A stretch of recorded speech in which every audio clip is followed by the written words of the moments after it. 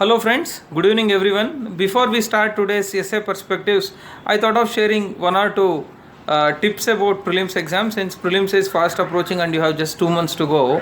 Friends, most of the serious aspirants miss out the prelims by very narrow margin, say 3 marks, 4 marks, very narrow margin actually.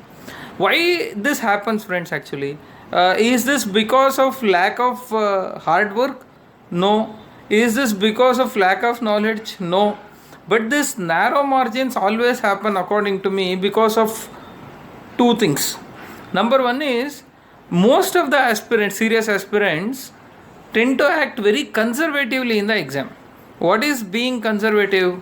That means since there is negative marking of one third, more some aspirants make up their mind, decide their mind, and they say that say to themselves, I will mark only those questions about which I have 100% confidence. But that is actually counterproductive. It's my personal opinion, friends, actually. So, this is because sometimes you need to take educated guesses, sometimes it is essential, actually. So, I always used to I always used to take guesses on those questions in which I was able to eliminate two options. Whenever there was doubt about remaining two options, I used to take anyone. Even if that would mean I was taking a very wild guess between the remaining two options, still I was doing that.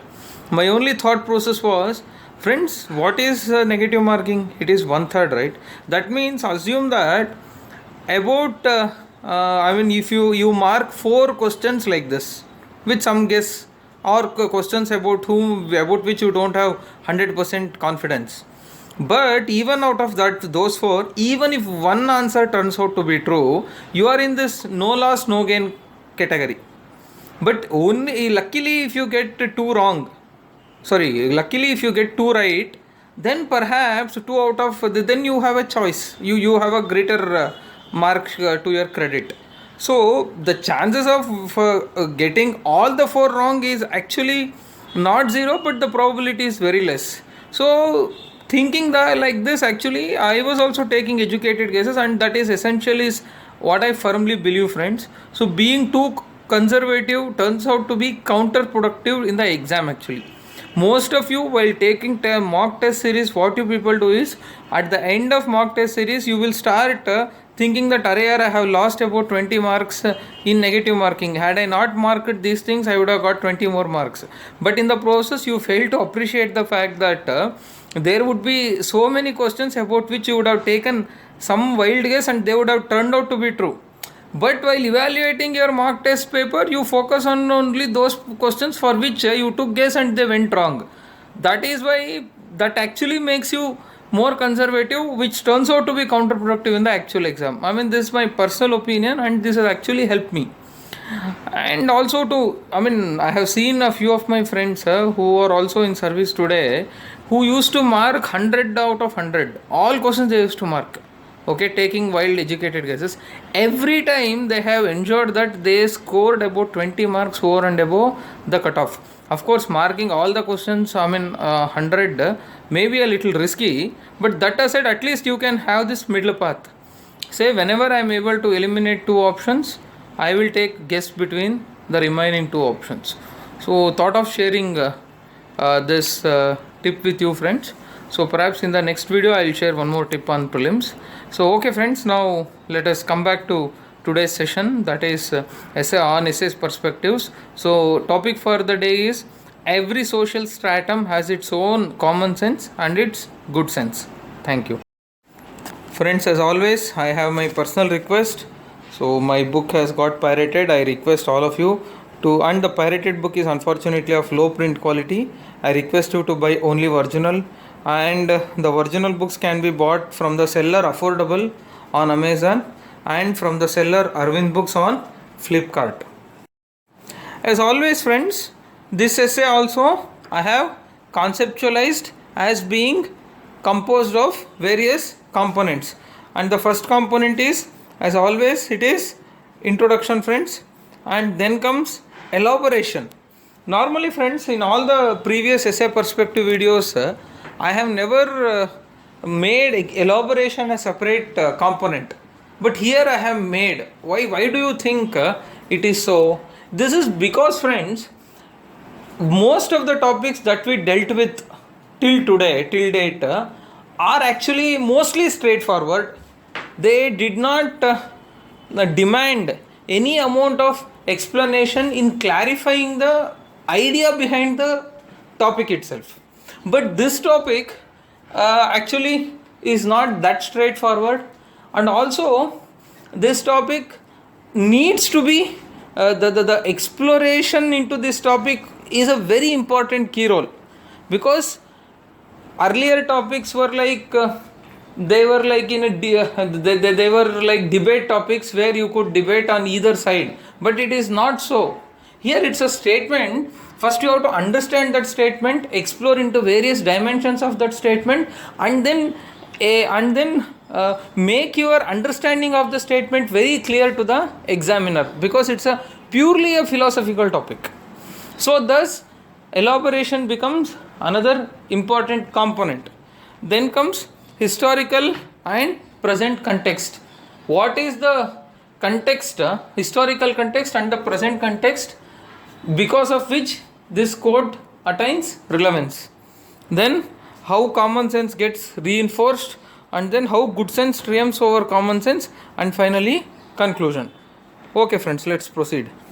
Friends, I believe the best way to start this essay is by quoting Thomas Macaulay from his Minute on Indian Education. What does Thomas Macaulay say? Thomas Macaulay says that if we want to rule this country, we have to first make Indians feel that their native culture is not superior to English culture, or to rephrase it, we should first make Indians feel that English way of life and English culture are superior to their own culture. Then only they become subservient, and then we will be able to rule them, and then they become a dominated nation. So then British will be able to dominate the country, and the country would become a dominated nation. So this is the crux of Macaulay's statement. Now, how does this get linked to our topic is the question. Friends, what is basically common sense? Common sense is a self-evident truth. To put it in short, it's a self-evident truth. That means the moment you hear about something, you should accept it to be true. That is common sense. Without much thought process, without much experimentation, without much analysis, without much critical examination, you should be able to take something to be true, and that is what we call common sense. It's a self-evident truth. So now here there are two strata of the society. Okay, number one is ruling class, that is British. Number two is ruled class, that is Indians. Okay, what the British Macaulay is attempting to do, Macaulay wants to make the supremacy of British, the supremacy of English to be the self-evident truth, to be accepted, to be accepted by Indians without any critical examination. That means to link directly to the topic, Macaulay's attempt to make English supremacy the common sense across all strata of Indian society through Indian education. That is the whole object of this quote. So by broaching the topic through this quote, then you can start elaborating. Now friends, unlike other topics which are more or less self-explanatory, the moment you see the topic, you would know what the topic is all about. But this topic actually, you need to elaborate at length. That's why let us go to the next component, which is elaboration. Friends, how do you explore this topic? First and foremost thing is, you have to first elaborate the concept of social stratification. What is social stratification, friends? Basically, stratification is a vertical hierarchy. Okay, stratification is the process in which society is divided vertically into various layers, and various sections of society are placed in those vertical layers, one below the other, so much so that the sections which are placed at lower layers are regarded to be subordinate or subservient to the sections placed at the upper layers in this vertical hierarchy. This is social stratification. Agreed, friends? Then this section of society which gets placed at various layers, one below the other, that section could be a caste, that section could be a class, and that section could even be gender. So it could be caste, it could be class, it could be gender, it could be master, servant, whatever. So thus, first you have to elaborate on the concept of social stratification. So one thing is very clear. Under stratification, one section of society is subordinated to the other section of society. Correct, friends? Okay. Now let us talk about common sense. As I already explained to you in the introduction slide, common sense is a self-evident truth. Okay, it's a sense. It's a self-evident truth which anybody for that matter, the moment they hear about that statement, that the moment they think about that issue, they should accept it to be true. That's it. That is, it's a collective opinion. It's a self-evident truth, which is self-evident truth which is arrived at without any critical examination. Okay. So thus, for example, say during British time, or say during older times, ancient times, sati system was there. Okay, sati system was something like the women has to die, has to jump to the pyre of husband, was regarded to be a correct one. Think of those days, friends, when sati was in practice. At the time, the entire society believed it to be true without any critical examination. The common sense, it was a self-evident truth for them. Though today we feel that it is wrong, but at that time common sense said it was correct. Sati was correct. Child marriage was correct. Denial of education to girls was correct. Caste system was correct. Payment of child labor was correct. If you take European context, payment of less wages to women was correct. Denial of property rights to women was correct. Thus, it's a self-evident truth. So it's a common sense basically. And that was, now you are saying common sense with regard to previous times. I have given you multiple examples. Now let us take even in the present context actually. Today society is thinking that homosexuality is a taboo. All of us, most of us, the moment we hear marriages between people belonging to the same sex, we say that it is wrong. Our common sense says it is not correct. Marriage is for procreation, but this marriage doesn't help in procreation. So we say no, homosexuality is not acceptable. Our common sense says it is not acceptable. But friends, we don't know. Maybe 100 years down the line, or maybe even today, friends, just think of the thought process some 10-20 years and now there is there is a movement by LGBT communities, and now there is slowly a change in the thinking process. Some societies have openly started accepting their relationship, who have started accepting their marriages also. So thus, in future, maybe 100 years down the line, you really don't know. Then the common sense may be like this. Like anybody can marry anybody regardless of sex, regardless of the gender. So thus common sense is a self-evident truth. You have to elaborate on this concept of common sense with lot of examples that I have already given to you here. Okay. First we have explained social stratification. Second, we are explaining the concept of common sense. Next comes good sense. Friends, what is the difference between good sense and common sense? Once you talked about common sense, okay, which I said it's a self-evident truth, okay, without any critical examination. You have not conducted any experiment. You have felt it to be true because everybody else is feeling it to be true. It's a self-evident truth. It's self-explanatory. Now, from there emerges the concept of good sense. What is this good sense, friends? Good sense actually means it is a truth that is arrived at after due deliberation, due debates, due experimentation, due analysis, due critical examination, whatever. So, thus, common sense is not value loaded. Common sense may be correct, may not be correct. It is only the time period or it is only the mindset of people in and around that would decide. But good sense is not like that. Good sense has to be unnecessarily a true one. Okay, so let us take the same example of common sense and try to link it to the good sense.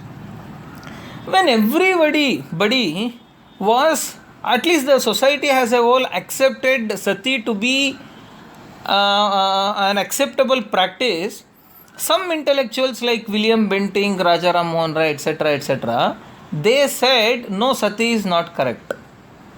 Thus, the common sense was sati was correct, but the good sense said sati was not correct because it denied the right to life to a woman. Correct? When everybody talked about geocentric theory, it was Copernicus followed by Galileo who said no. Common sense said so geocentric theory was correct. But good sense said no, heliocentric theory was correct because there was due experimentation in that. I am just giving you some examples. So, thus, friends, common sense may be correct, may not be correct. Common sense may be good, may not be good. Common sense may be beneficial, may not be beneficial. But while true sense is necessarily good, is necessarily correct, is necessarily beneficial to everyone. So this is good sense. Now I also want to tell you both B and C, that means both common sense and good sense, have reference to time period. That is what I was saying, friends, already. So you take common sense, so maybe homosexuality which was wrong would become right, say in some point of time in future. So thus all these things have reference to time period. Now, friends, after separately explaining social stratification, common sense and good sense, now you have to link all these three. Friends, what is meant by linking these three concepts? Friends, we know social stratification means it's a vertical hierarchy. Sections at the top are regarded to be dominant, they are superiors, and sections at the bottom are regarded to be their depressed classes and they are regarded to be servants. And the bottom sections have to necessarily express their obedience to the top class. Okay. Now, this top class actually would try to make the thoughts that would advance their self-interest as common sense or as self-evident truth. See, friends, they wanted to suppose there is let us take the example of capitalist class and working class. Capitalist class wants to advance their economic self-interests. So, what they try to disseminate amongst the working class as the common sense, they would say anybody who works hard in the capitalist system would end up making more wealth. The only reason why they have made more wealth is because they have worked hard and they have better capabilities. And if the working class also works equally hard, they can also become capitalist. But the underlying thing is that, see, finally they are somehow making clear to the working class that they have worked hard and they are superiors. Because of that, they have reached that position. Then everybody worker will feel that, array, no, because I have not worked hard, I do not have the capabilities that the capitalist class has, hence I am continuing as worker. This is the thought that gets ingrained in the mind of working class. Okay, but this gives rise to the common sense amongst the working class, that all the wealth that they have amassed, all the wealth that they have mobilized, all the wealth that they have earned is through just and fair means. Okay, thus they try to obscure the inequalities that are built into the system, and they fail to recognize, or they fail to disseminate the fact that it is because of the workers' hard work these people are making money. It is not because of their hard work, capitalist hard work, it is because of the hard work of the workers that they are making. But what is the sense that they give? It's a capitalist society, whoever works hard, they become capitalists, they earn money. So thus the dominant ideology, the ideologies and the thoughts that would advance the selfish interests of top strata of the society is disseminated as a common sense, is disseminated as a self-evident truth amongst everybody. So this is what, because of this the common sense becomes not so supportive to the lower sections of the society. Then comes the good sense. Then somebody will raise up and say, just as Rocky Bhai does in KGF movie, somebody will come and say, no, you also have right, you also deserve more wages, you also deserve better working conditions, you also deserve a share in the profit, it is because of your hard work they have been able to do that. Then that is when this is what we call good sense. Okay, thus every stratum of the society has its own common sense, which is more or less an ideology of the upper strata of the society, in order to counter that common sense which reflects the dominant ideology of the upper class, rises good sense. Okay, in order to bring equality, equity, everything. So thus this is how you have to link these three concepts. Friends, I am telling you, if you fail to explain these concepts clearly to the examiner, then your entire essay goes topsy-turvy. So it's a very important thing. Now friends, let us see this topic from historical context and later in the present day context. Friends, historical context with regard to India, I would say it is, all of us are aware, India is a caste-based society. So thus the social stratification is based on the caste. Some people belonging to some caste are placed in the upper rung of the ladder hierarchy. Some people belonging to some other castes are placed in the lower rung of hierarchy. Okay, so you can take thus and also during we have this Chaturvarna system during Vedic period and all, you are all aware. Then those thoughts that would help advance the interests of upper caste of the society, upper strata of the society, are disseminated as common sense across all the sections of the society. Because we were aware during olden days, the myths that were disseminated as universal truths through holy scriptures or whatever are accepted by the lower rank of the society also to be true only. The best example, of course, with regard to caste, untouchability is the best example. So it was not that many people, let us take the example of Vaikom Satyagraha. You must have read in your history also, friends. What is Vaikom Satyagraha all about? Vaikom is a place in Travancore, the then Travancore princely state. It is a place where I think Mahadevan temple is situated. Okay, there was the entry of lower caste people was prohibited even to the roads leading to the temple. Correct. It was not that only upper caste people told these people not to enter the temple. Because of that fear, these people did not enter. It was not so. These people were made to believe that if they entered those temple streets which are regarded to be poor, they would invite the wrath of some evil forces, and that would lead to more problems to them. Somehow they were psychologically tuned that they were not meant to treat those streets, they were not meant to approach those streets, walk in those streets. Then what happened? Finally, then came this Vaikom Satyagraha. This I think led by, it was led by Narayan Guru. I'm sorry if I got the name wrong or if there is an inaccuracy in that. But the movement started. The movement demanded that everyone is equal. They have to be allowed to use the roads and streets leading to the temple.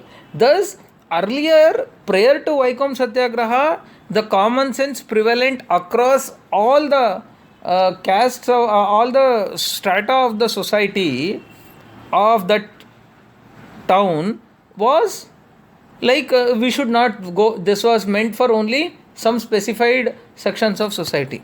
Then comes some enlightened souls like Narayan Guru, and even I think Gandhiji also took part in that. And these enlightened souls came and said that no, everyone is equal. Let us all raise and let us all go and let us all walk in those streets. Correct? That is good sense. This is historical context with regard to India. Let me give you another example. I mean, why I am giving this example is, see, historical context is, in India it is caste system, friends. In Europe it was class system. Let us take the example of France. There the caste was not the predominant thing. They all said there were three estates. We all know.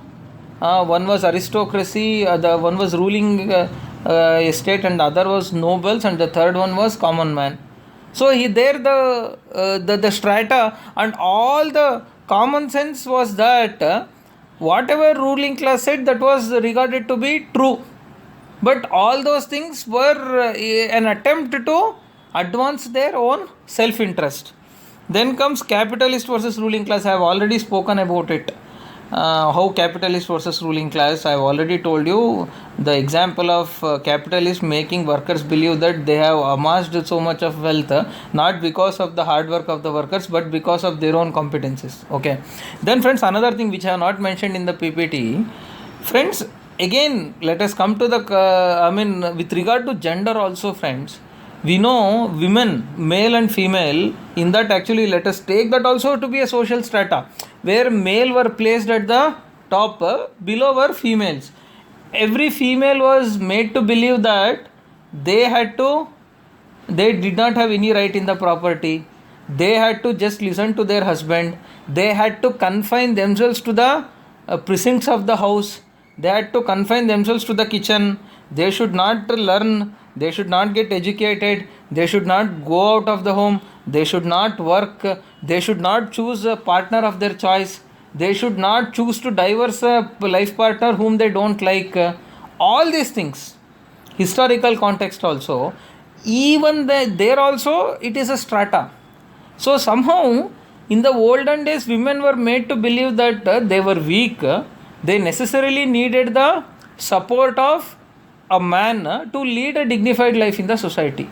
If not for the support of the man, if given that they rose against the oppression of manhood or men, then they would invite the scorn and wrath of all entire society. Worst thing is, even if one woman rose against men, other women only hated her. That was how their conditioning, that women strata of the society was made to believe that the superiority of men was common sense. Okay. Then of course again same thing happened, friends. You had the women-led movements across the globe. You had Kate Millett. You had Simone de Beauvoir. Then even with regard to India, we have Savitri Bai Phule. So many people, they started championing the women rights, female rights, and today it has become a very vibrant and thus that good sense has trampled upon the common sense. Then friends, coming to the present context, even in the friends, I somehow believe because of this democracy in the present context, the attempts of the top class, upper class or upper caste or upper strata to disseminate their self-interest as common sense has come down very drastically. That is why And then again today, whatever we saw in the historical context, okay, like the exploitation of upper caste, of lower caste by the upper caste, of upper class, of lower class by the upper class, of females by males, of working class by capitalist, has somehow taken a transformation. Thanks to lot of movements and all, there is awareness and all now. But now, even in the present context, though those sister those type of dominance has reduced to a very great extent, new types of dominance has started. The first thing is that earlier it was capitalist versus workers, but now it is capitalist versus consumers.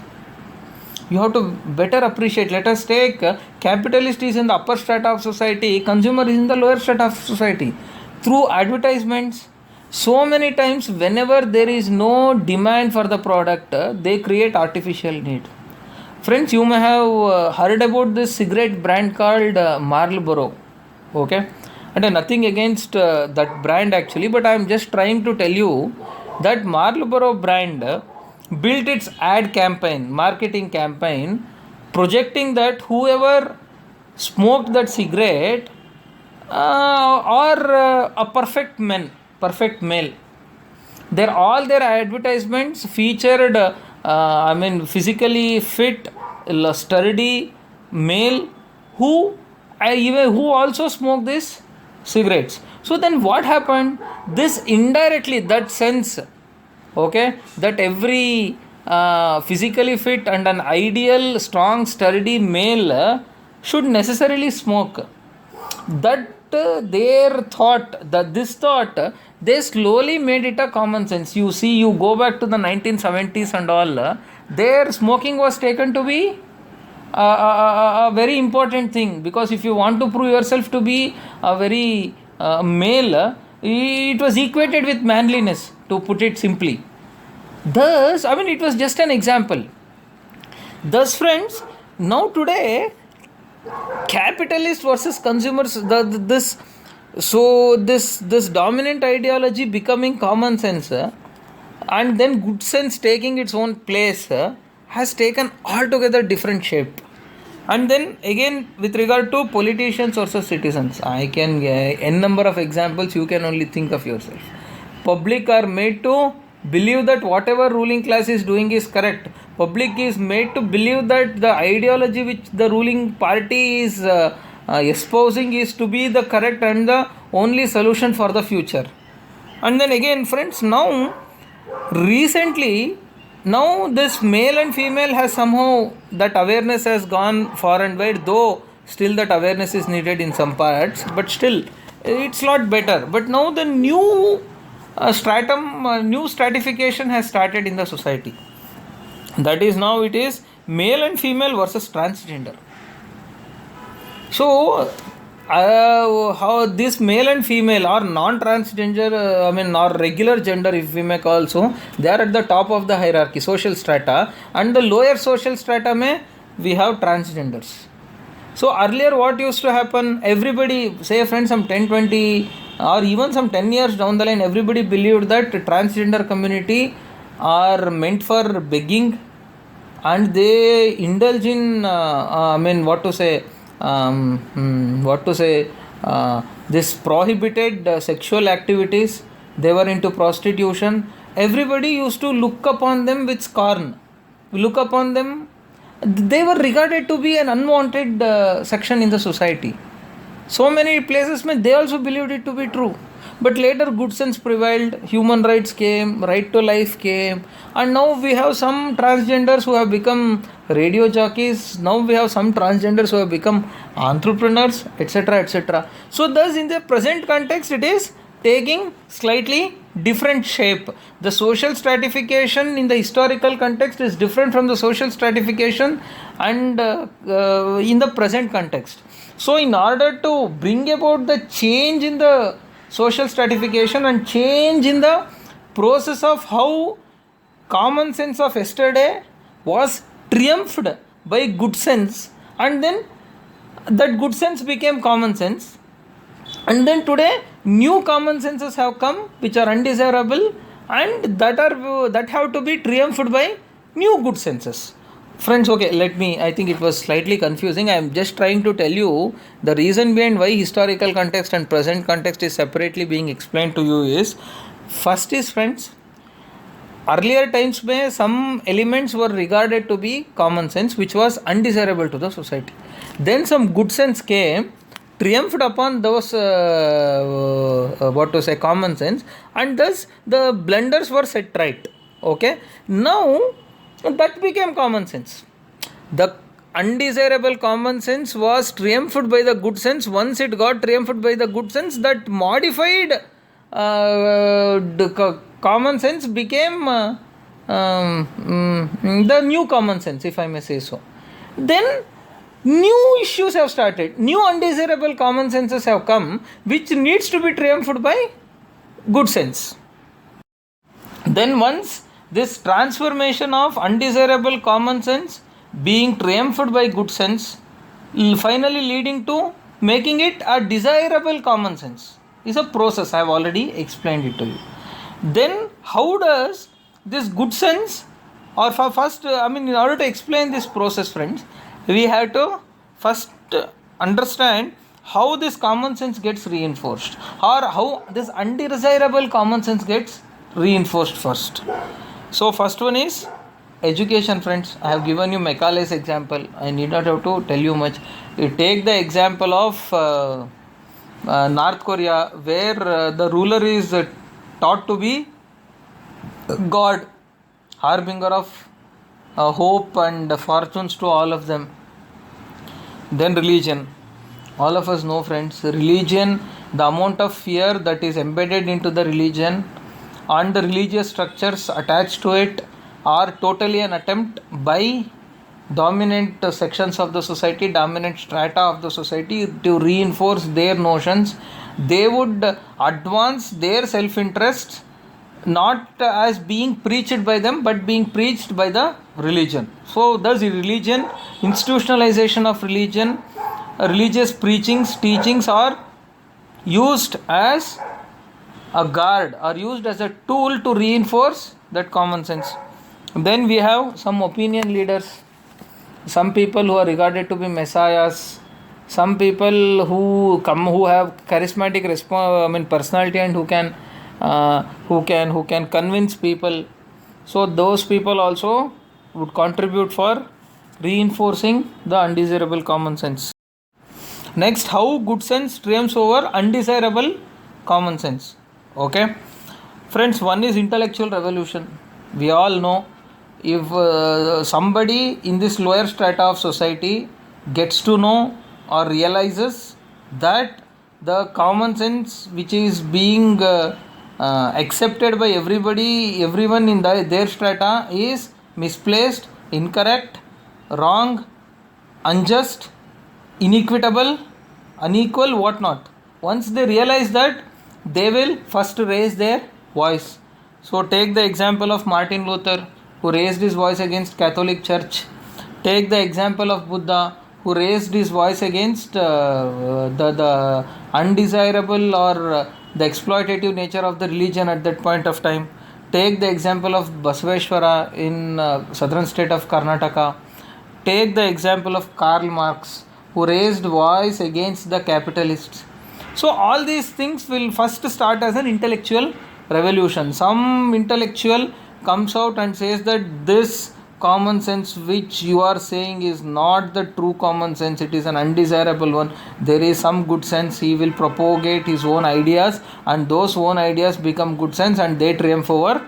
That is the beginning of massacre of common sense, in the undesirable common sense in the hands of good sense, if I may say so.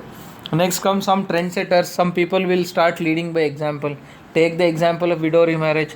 Earlier it was believed that women should now, once widowed, women is not entitled to remarry. She has to continue as in a specific fashion which is not in her own good interests. Then comes at that time Dando Keshav Karve came and he married a widow. He set the trend. Today in this society, that common sense of widow should not be married. Dando Keshav Karve realized it to be And undesirable common sense, his good sense was that she also should have a better life, so he married her. He set himself as an example. But today, because of that, today widow remarriage is accepted to be, it has become a new desirable common sense. Everybody says that widow should be remarried. Next comes democratic governance. Friends, finally, once democratic governance comes into place, then every section of society gets representation at the ruling class. Every section, this power, governance power, does not get restricted or does not get concentrated in the hands of only one class or one section of society, one strata of society. Democracy gives representation to every section of society, every strata of society. Thus, democracy has this power of strengthening this good sense to trample upon undesirable common sense. So, thus, the best example is banning of sati by Lord William Bentinck. Even banning of untouchability, prohibition of untouchability, whatnot, and the Minimum Wages Act, equal wages to equal work, etc., etc. All these things. Then come some reformatory institutions also get set up. Brahma Samaj, Justice Party, etc., etc., etc. They also try to strengthen the good sense to triumph over undesirable common sense. Last one is movements like self-respect movement in Tamil Nadu, temple entry movements, etc., etc. So now, friends, after all these things, now you can very well conclude stating that, friends, I told you na, this is a process. The process wherein undesirable common sense gets triumphed by the good sense, and that good sense will become new common sense. Okay. Thus, in the process, towards the end, every section of the society is entitled to their own rights. Every section of society is entitled to all the resources in the society. Thus, this process leads to the creation of just and equitable society. That's how you can conclude this essay. Friends, okay, before I sign off, I have with regard to topics like this, I want to tell 2-3 things. Friends, intentionally, deliberately, we chose a topic like this for essay today, because every time you don't have the luxury of topics which are straightforward. Most, if the topic is straightforward, that is exceptional. But what if the topic is not straightforward? You have to understand and you have to write essays like this also. This is also necessary. So thus, we chose a very unconventional topic, and we have given a perspective on such topics also. But having said that, I would recommend you people to choose topics that are straightforward only, because in the heat of exam hall, okay, your thought process may be clear, may not be clear. It's always not necessary that your mind is very clear. Okay, that means you have your own tensions, that apprehensions, that anxieties will all be there in exam hall. Because of that time, sometimes you will not be able to think through clearly. If you are not in a position to think through clearly, then if you choose a topic like this, the chances that you would mess this topic up is very, very, very high. Thus, I believe at least out of those 4 topics, at least one topic is minimum one topic is straightforward. So, better to choose topic that is straightforward. Okay, that means what is the straightforward topic? That means the topic itself is self-explanatory. You need not have to explore or interpret the meaning of the topic itself. Okay, but anyway, you don't know. There may be a scenario where all 4 are like this. But it is at Insights, since it is our responsibility, since it is our motto to prepare aspirants for all eventualities, so we decided to give 1 or 2 topics like this also. Hence, this topic was discussed. Thus, topics like this, if it is given, they cannot be analytical. You have to explore the topic from various directions and dimensions, and then finally, if you understand the topic well, then writing is very easy. Okay, so having said that, I thank all of you for your patient listening. So we'll meet you with another topic in the next week. Thank you, friends.